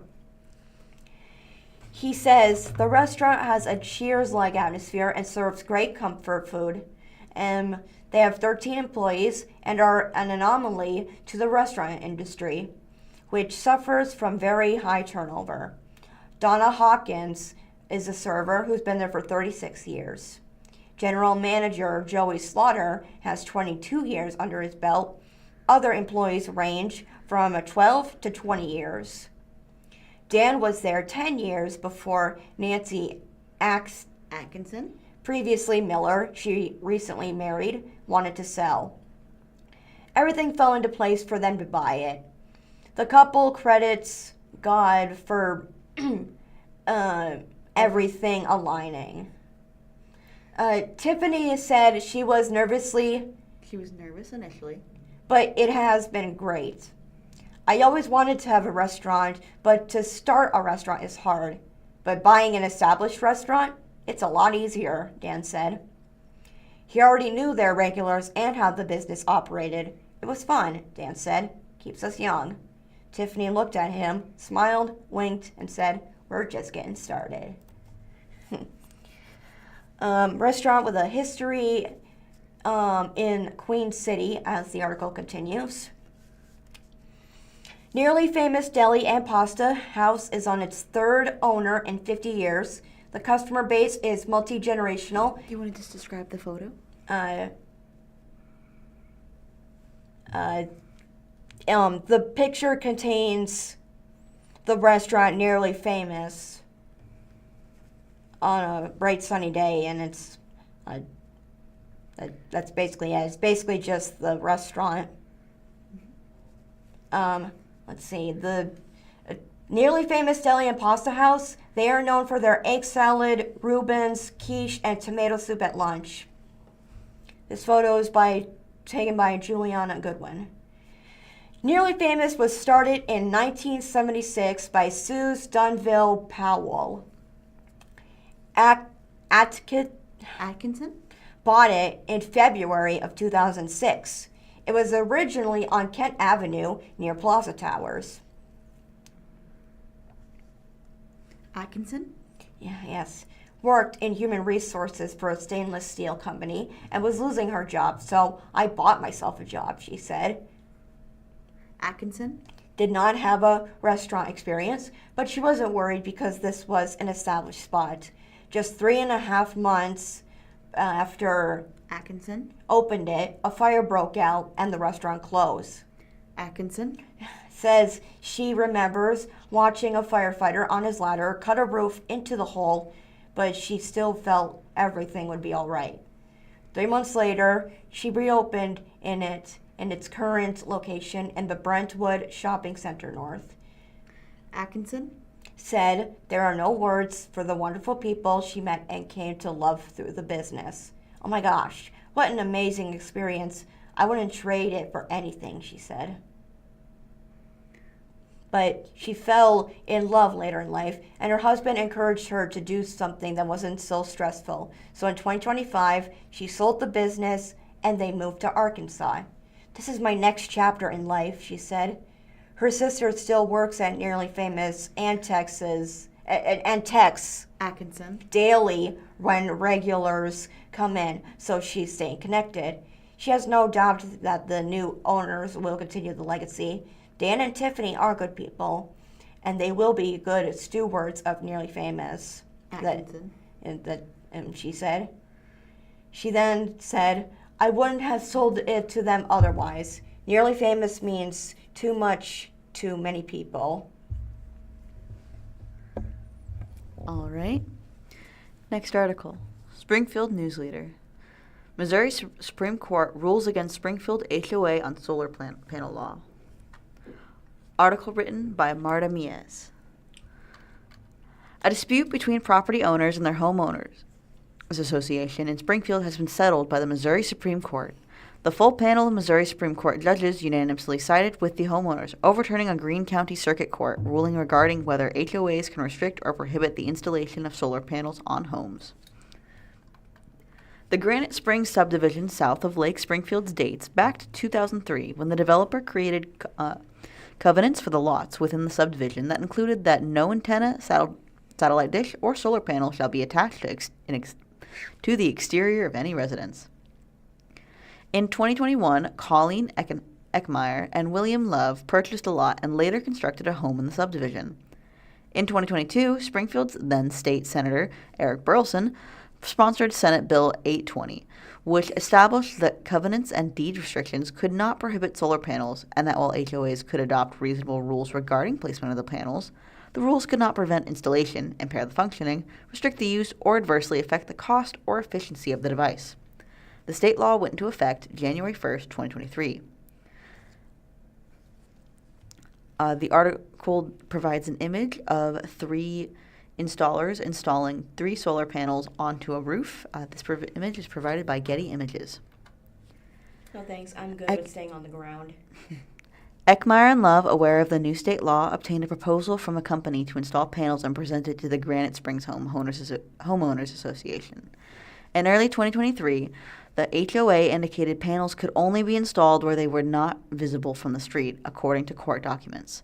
While the homeowners obtained an estimate for the alternate design, it came to the conclusion that in order to reach the same production level, more panels were required, which would drive up the cost. According to the ruling, a similar system installed on the non-street facing roof would reduce production by 24%, and the homeowners would incur an additional upfront cost of almost $17,000 to install a system that made up for that deficit and faced away from the street. Eckmeyer and Love filed a lawsuit later in 2023 in Greene County Circuit Court against the HOA, claiming the association's restriction violated the state law. However, Circuit Judge Dan Wickheimer sided with the HOA, concluding that the state law only applied to covenants and subdivisions created after January 1st, 2023, not retroactively to Granite Springs. Missouri Supreme Court rules law applies to existing HOA covenants. The Missouri Supreme Court in Blanc ruled on the state case Friday, January 23rd, after the homeowners appealed the local court's decision. This court finds, based on the express language of the statute, the legislature intended broad applicability extended to those covenants already in existence. The opinion written by Judge Robin Ransom read. The document continued to note that Missouri's public policy has been to encourage the use of solar energy, and it has been recognized as property right in the state. The court also agreed with the homeowner's argument that the effective date of the new law was purposely delayed until January 2023 to give existing HOAs time to amend their covenants to remove prohibitions and add restrictions that would align with the state law. The HOA had argued that the delay was a time for homeowners associations to consider whether to adopt prohibitions if they did not already have them prior to the law going into effect. The court strongly opposed this interpretation.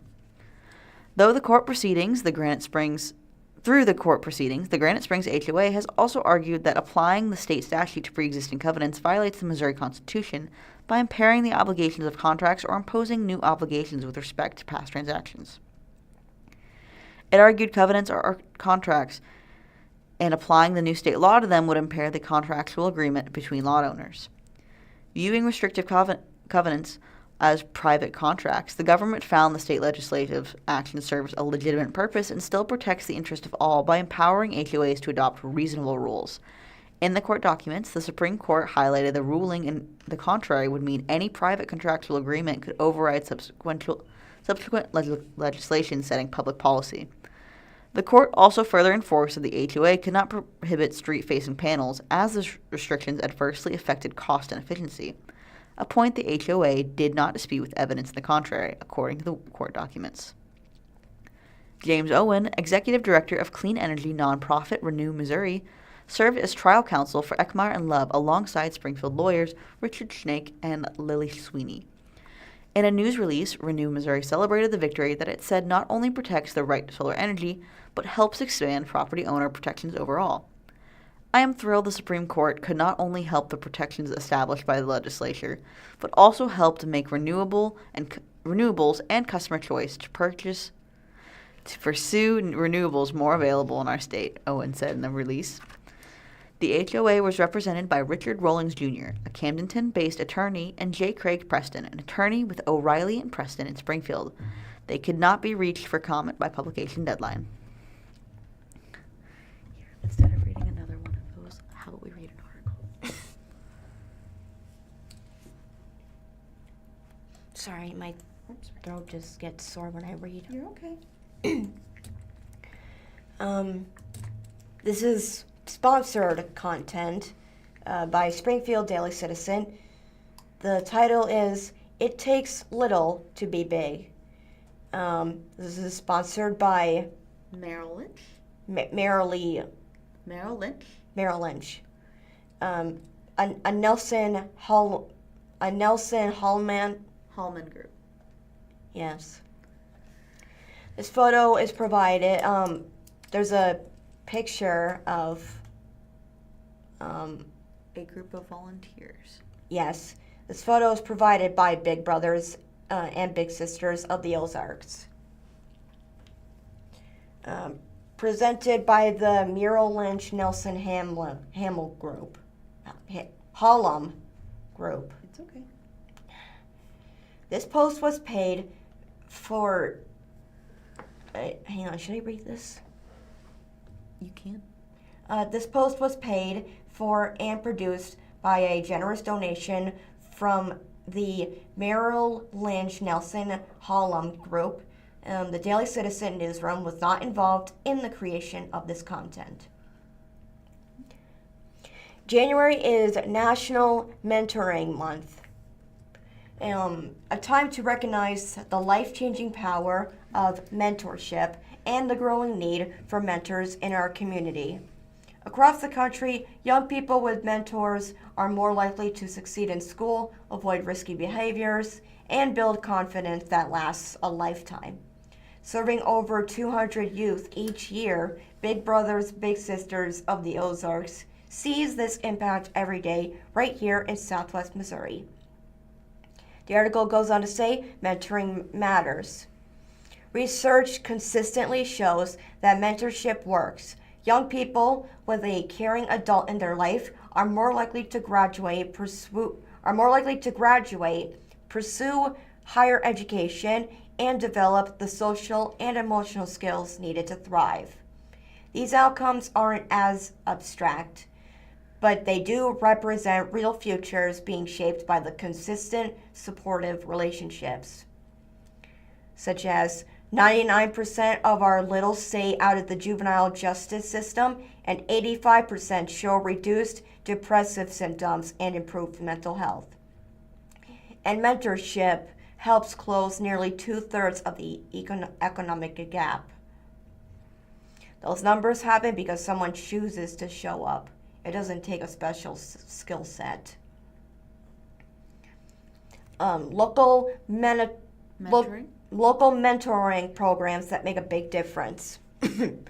Big Brothers, Big Sisters of the Ozarks offers several mentoring programs designed to help youth across Southwest Missouri build confidence, improve school engagement, and imagine brighter futures. Across all of our free programs, our professional staff provide ongoing training, support, and safety monitoring to ensure high-quality mentorship experiences for every child. There's a big community-based program where bigs and littles meet 2 to 4 times a month for outings in the community, such as shooting hoops, cooking and sharing a meal, making art, watching movies, and more. Simple moments becoming life-changing mentorships. There's also the Lunch Buddy program, where volunteers meet one-on-one with elementary students from 1st grade to 5th grade during the student's school lunch. It's an easy, consistent way to brighten a child's week and give them a caring adult to look up to. Then there's the middle school group mentoring pilot. In partnership with the Springfield Public Schools, BBBSO is piloting a small group model at Jarrett Middle School. A dedicated BBBS coach leads structured activities that build social skills, healthy relationships, and confidence. You know, I actually had a thing like this back We gotta keep reading in my the old article. school. Big people, little people. Yeah, let's keep reading the article. Right now, 53 youth in Southwest Missouri are waiting for a mentor. 47 of them are boys. The kids are ready. They just need someone willing to spend time with them. Start something today at www.bigbro.com/beabig.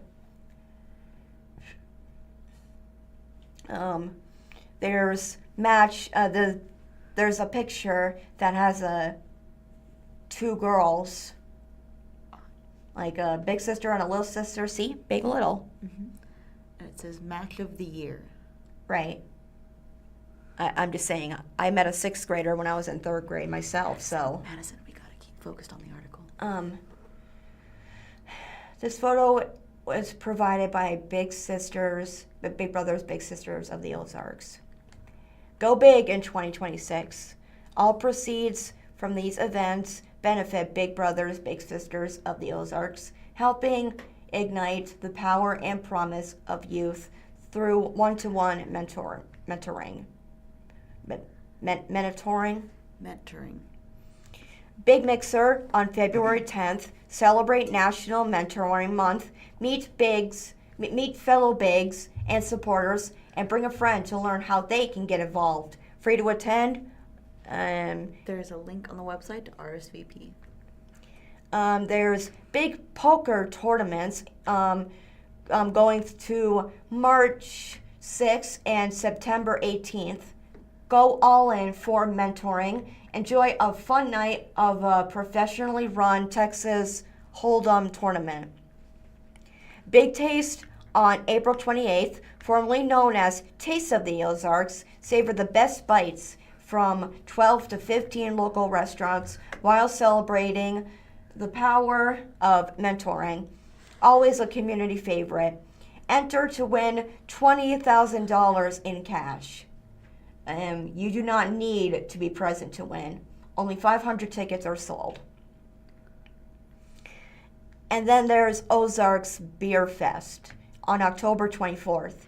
The region's largest craft beer festival returns. Sample, sip, and support mentoring in a big way. The article goes on to say, join the big movement. There are two ways you can join us for our mentoring movement. Become a big/lunch buddy or support a match by joining our 1,000 strong club and give as little as $5 a month, and $30 a month professionally supports a match. Do you want to keep reading? The article goes on to say, support mentoring without spending a cent. BBBSO has partnered with 100X during National Mentoring Month to turn your opinions into impact. Each time you complete a short 60 to 90 second survey on brands you know and use, money goes directly to our cause. Just 1 hour of your time this month can make a difference for the kids in Southwest Missouri. And there's a link that You can sign up at. or you could text VOICE to 90412. There's a photo of two people next to a brick wall, Tad and Nick. This photo is provided by Big Brother, Big Sister of the Ozarks. And there's a video containing what Nick and Tad had to share about what was special about their relationship and how Tad's influence helped Nick forge his own path in life. Tad was the 2019 Big Brother of the Year. The article then ends off by saying, every child deserves someone in their corner. This National Mentoring Month, Big Brothers, Big Sisters of the Ozarks invites you to be a part of that, to be a part of a movement that changes lives, one relationship at a time. Awesome.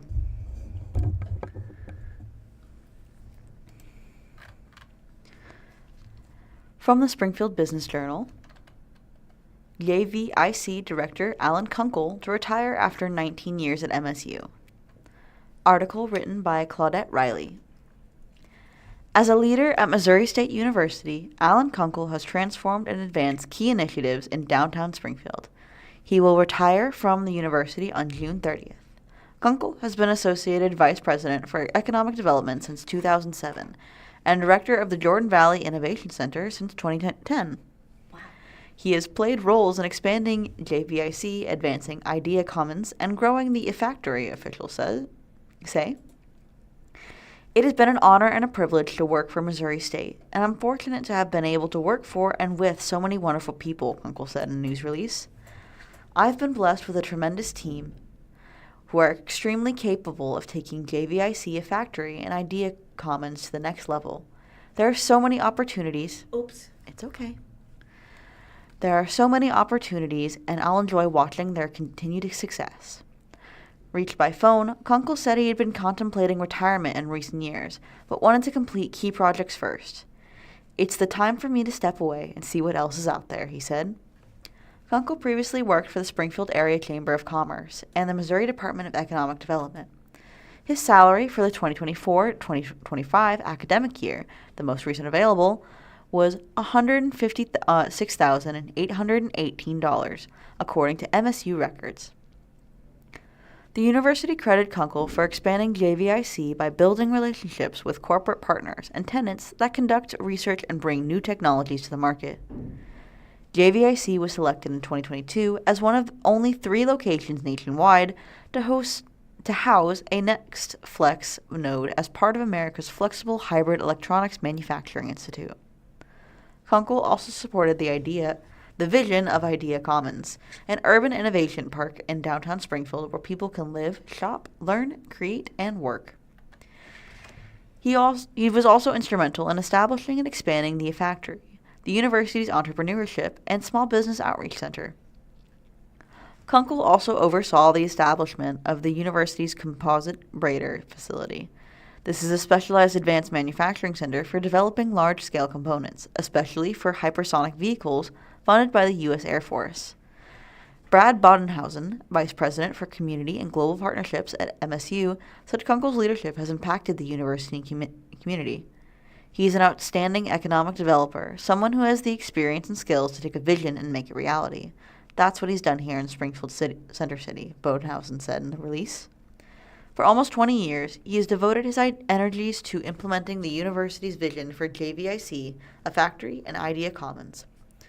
As a result, we now have excellent facilities and a talented team working with business and community partners to support innovation and advanced manufacturing. The university has not yet decided if it will replace Kunkel or retool the position, according to an MSU spokesperson.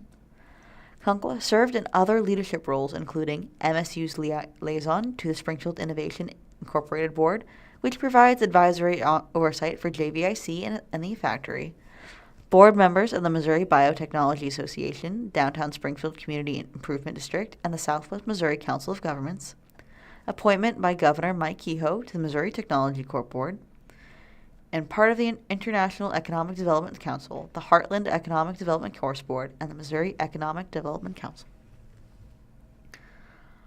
All right, and that is the end of this article.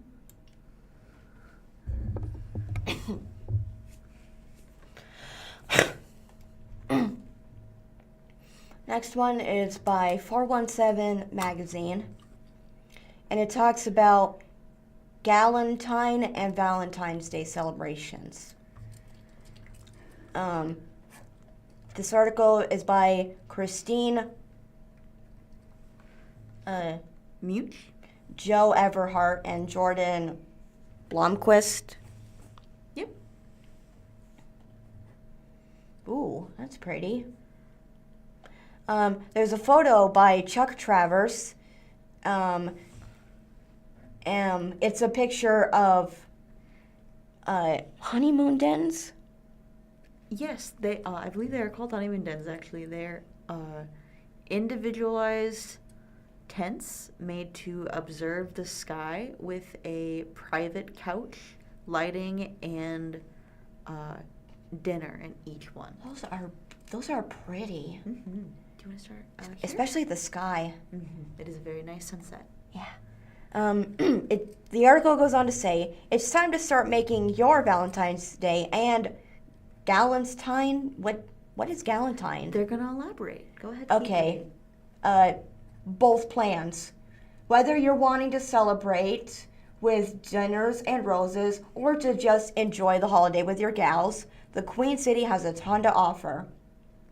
We've rounded up the best ways to celebrate to make the most of the holiday. You can make dinner reservations. There's a level 2 steakhouse. February 13th and 14th. To make a reservation, you can call this number 417-243-3433 or hop online to the link. This romantic dinner for two offers salmon In Kraut. with lemon and caviar sauce, cream sauce, lobster pasta, and more. The order, to make a reservation, call 417-851-5299 or reserve online to the link. At this, you can enjoy unique dishes made with locally sourced ingredients at the order. With its modern twist on local dining, it's the perfect place for an intimate date or Galentine's. hangout. Make sure you reverse now before spaces fill up. Then there's the Flame Steakhouse and Wine Bar. To make a reservation, call 417-862-4444 or check the website. If a spectacular steak is your shared thing, then Flame Steakhouse is the ideal spot for Valentine's Day diner. You can see their social media for more updates closer to February 14th. Finley Farms. To make a reservation, head on to the website. There's always a new option at Finley's Farms, located at 802 Finley Farms Lane, Ozarks. You can call them 417-210-6644 for a Galentine's or Valentine's date. Gesundheit. Keep an eye out for their website for updates and to make sure to book. Events sell out fast. Gallardi's. To make a reservation, you can call them at 417-862-6400. What's more romantic than authentic Italian food? Gallardi's is a great place to get just that. Plus, the distinctive decor is perfect for the Valentine's Day vibes. You can check in on their social media to see the Valentine's Day menu when it's announced. Bless you. Thanks. Big Cedar Lodge. Lodge. Because, like I said, Lodge is like... Yeah, it's a lodge. It's okay. Okay. To make a reservation, visit their website. This one doesn't include a phone number, but it goes on to say Osage Restaurant at Top of the Rock and both the Warman House Bistro and Devil's Pool Restaurant at Big Cedar are offering Valentine's Day dinners featuring luxe multi-course menus. You can take a look at their blog for a list of all the Big Cedar Valentine's Day celebrations happening this year. Lastly, there's Dogwood Canyon. Again, there's no number, but you can make a reservation by visiting their website. Dogwood Canyon It's okay. offers a 3-course Valentine's Day dinner featuring waffle views and including a ticket for a future visit to Dogwood Canyon. Canyon. It's okay. Again, you can see the menu more on their website.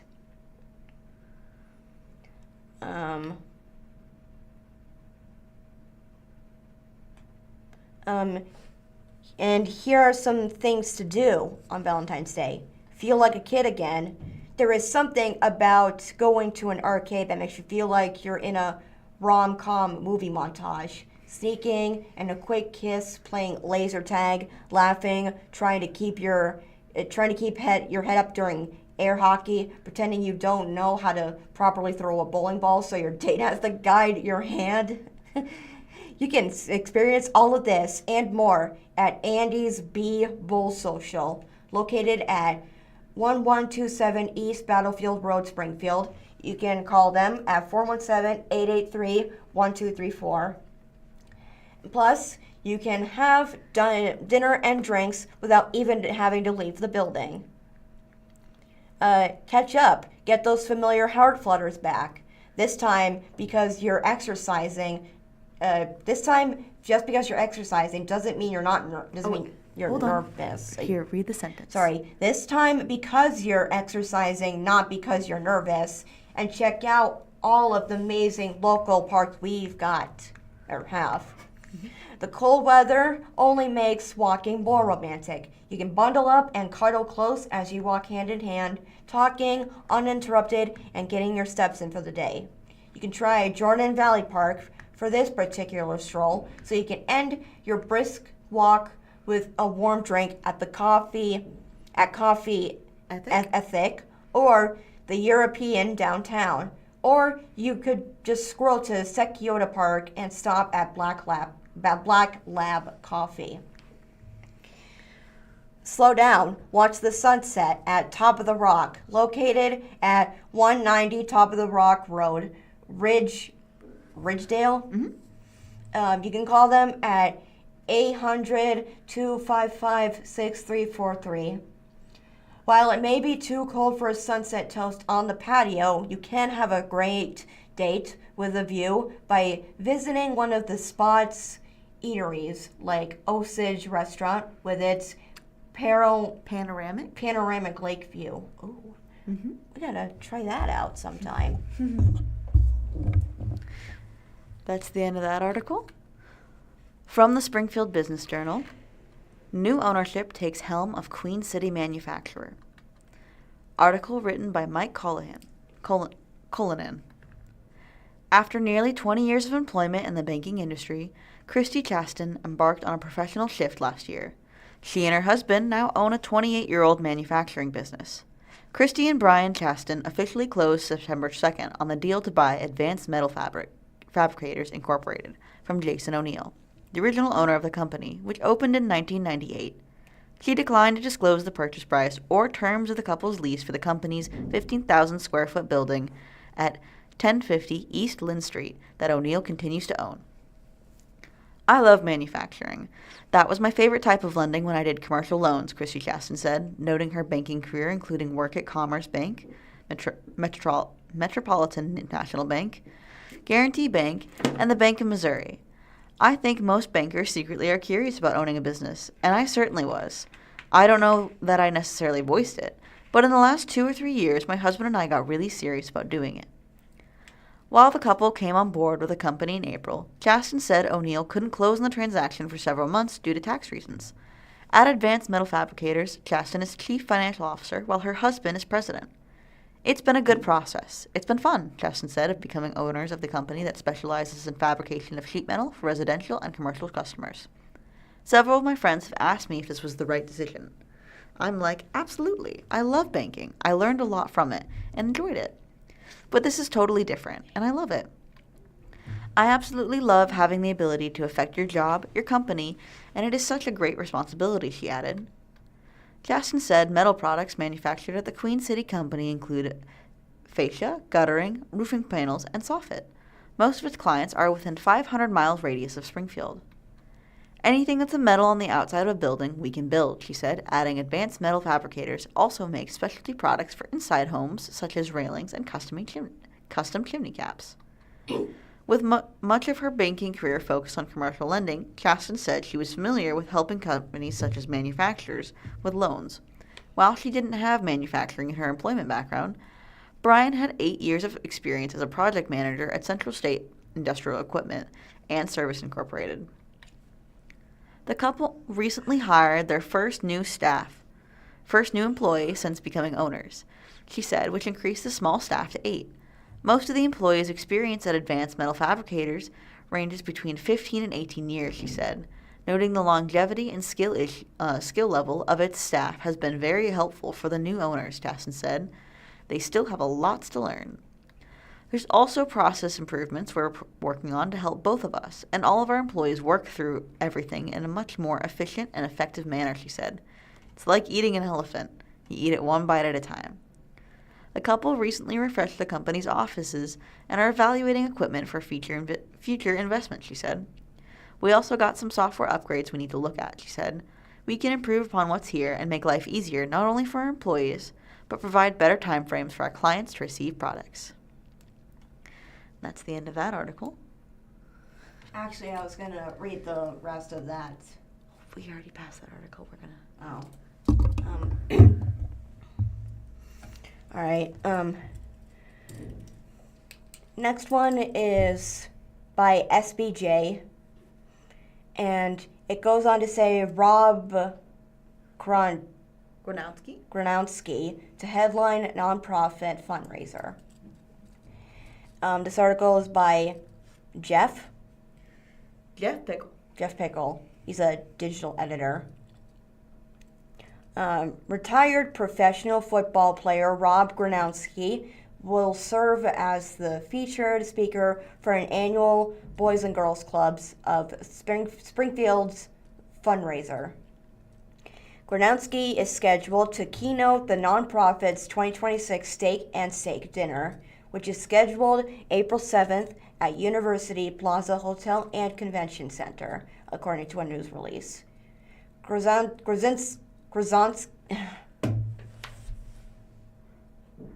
Gronkowski. Okay, oh my goodness, I'm so sorry. Gronkowski.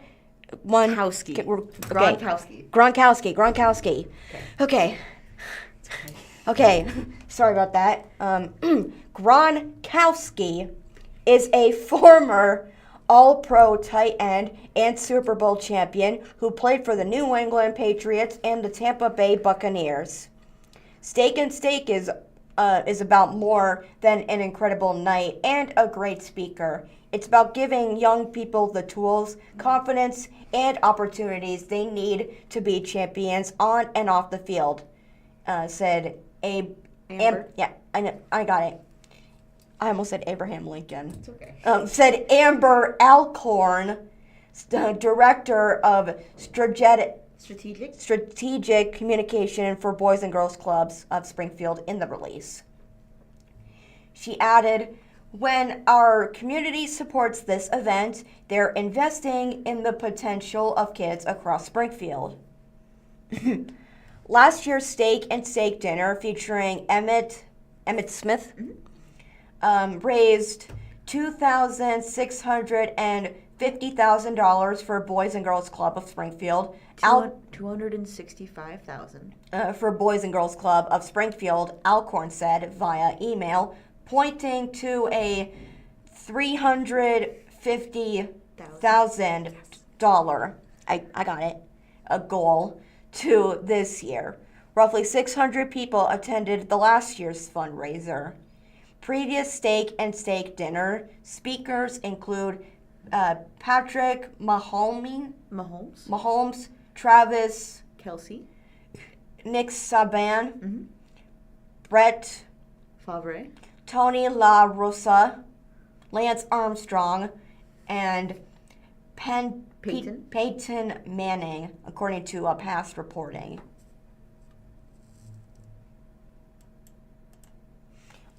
Wait, Lance Armstrong? All right. From the Springfield Business Journal, Springfield promotes Ashley to principal planner. The article starts with a photo of Bob Ashley, who was hired by the city in Springfield 2017, standing in front of the O'Reilly Center for Hope and smiling at the camera. This O'Reilly. Sorry. This article was written by SBJ staff. Bob Ashley, senior city planner since 2017, has been promoted to principal planner within the City of Springfield's Planning and Development Department. In his new role, effective January 26, Ashley will provide advanced leadership to support planning and development, City Council priorities and initiatives of the city's Forward's SGF Comprehensive Plan. The principal planner role previously was held by Randall Whitman, who was hired by the city of Ozarks last year. With 20 years of experience in municipal and county planning, Bob brings extensive expertise in long-range planning and growth and annexation, housing policy, grant administration, intergovernmental coordination, said Steve Childers, Director of Planning and Development, in a news release. Hired by the city of Springfield 9 years ago, Ashley previously worked as planning administrator in Christian and Tanley counties.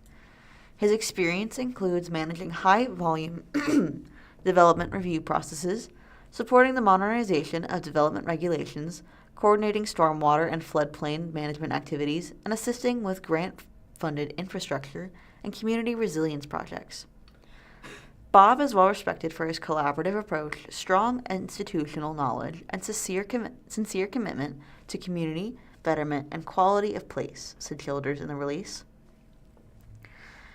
Ashley has a bachelor's degree in community and regional planning from Missouri State University and has completed 30 credit hours towards a master's degree in public administration with a planning emphasis. My academic program is rooted in community and regional planning, Ashley says in the release. And that is the end of that article. All right, we're going to finish with one more national day. All right. Before let's end this off with a today holiday. It's also National Puzzle Day. It was observed annually on January 29th since 2002. Created in 2002 by Jody Jill, with a syndicated newspaper puzzle maker. Try saying that 3 times fast. National Puzzle Day is a day when people come together to play and enjoy puzzles and to reflect on those puzzles, games, and even challenges in life that we embrace every day but sometimes take for granted. Teachers are also known to use puzzles in their classroom on the day, and Jody Jill has even created lesson plans and puzzles for it. Anyone can use puzzles, from young children to the elderly, from the load skills to experts, and there are many types of puzzles. Common types include puzzle pictures, also known as jigsaw puzzles, word puzzles like crossword puzzles, and word search puzzles, and number and logic puzzles like Sudoku. They can be used for entertainment purposes or can be serious, testing in ingenuity or knowledge. Puzzle goes back centuries. The word puzzle dates back to the 1500s when it was used in a book as a verb to describe a new type of game. Afterwards, it became a noun. The word comes from pulse, pulse, which means to bewilder or confound. It wasn't until the mid-19th century was when the word was started being applied to a toy to test ingenuity. And one of the most popular ones, you can guess it, the jigsaw puzzle, which was invented in the 1760s by John Spilsbury, a British engraver and caricature. Apparently, he mounted a map on a sheet of wood and sawed around each individual country on it substantially, using to help him teach geography. And until about 1820, this was the primary purpose of puzzles. And the crossword puzzle debuted in the 12th Century. 12th century, 12 p.m. When magazines? when magazines and newspapers began featuring puzzle contests with the goal of increasing readership. In more recent years, Sudoku has become more popular in the newspapers. All right. Speaking of newspapers, let's read this one. This is not a newspaper, my dear. It's a paper. Okay. Thank you for listening to the Blind Community Thrift Store radio reading service. Tune in every week, Monday through Friday, on the Blind Community Store's YouTube channel at 10 a.m. for more up-to-date news from the Springfield News-Leader, Springfield Daily Citizen, and Springfield Business Journal and 417 magazine. Listen after we are live on the Audio Reader Network at www.reader.ku.edu. All broadcasts are played over KSMU's subcarrier airwaves at 67 kilohertz on 91.1 from 3 p.m. to 5 p.m. Monday through Friday. Contact Audio Reader Network for information on receiving a pre-programmed radio. I'm Savannah.